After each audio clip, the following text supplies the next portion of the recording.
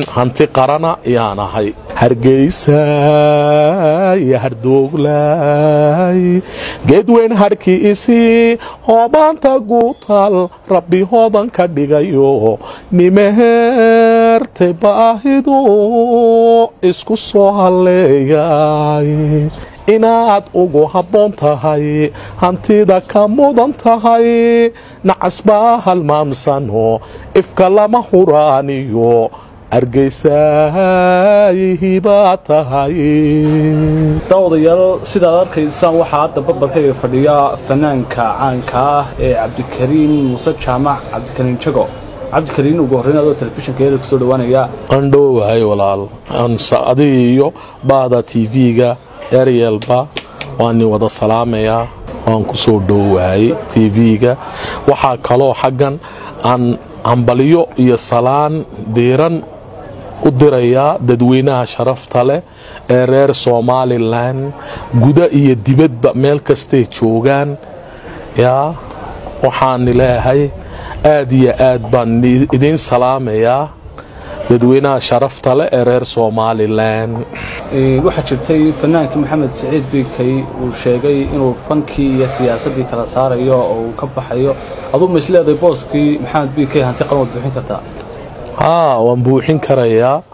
sideen u buuxin kareen waan buuxin karayaa. waxaan ku buuxin karayaa anigu dalkayga iyo dadkayga iyo qarankayga waan jecelahay. imikana dhowaan waxaan soo wadaa soo wadaniya oo ku saabsan dalkayga iyo qarankayga iyo calankaygaba. heesaa wadaniga aan imika soo wado hal hees baan imika ereyadeeda aan sii hayaa.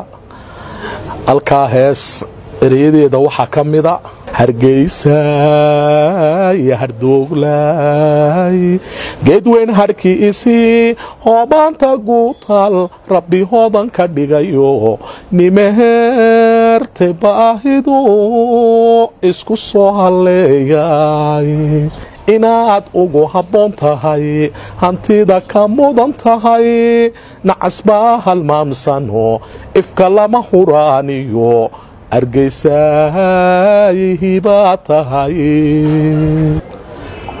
aad iyo aad baanu soo hambalyeenayaa dadweynaha sharafta leh ee reer Somaliland ee ii saaray hanti qaran maadaama ay ii saareen anigu waan ka soo baxayaa oo si sharaf leh oo qiimo leh iyaan u soo ilaalinayaa qarankayga iyo dalkayga. anigu waxaan ahay nin hanti qaran oo dalkiisa jecel. iminka waxaad noo sheegtay inaad buuxin karto booskii uu baneeyey fanaanka Maxamed Saciid Bikay. wuxuu sheegay in isaga hore fanka iyo siyaasaddu iskaga khaldanaayeen oo kala saarayo maadaama uu bilaabo Soomaaliya fanka iyo siyaasaddu isdhexgelinaysa. fanka iyo siyaasadda waan kala saarayaa anigu isma dhexgelinayo. marka fanku gaar buu yahaanayaa siyaasadduna gaar bay yahaanaysaa.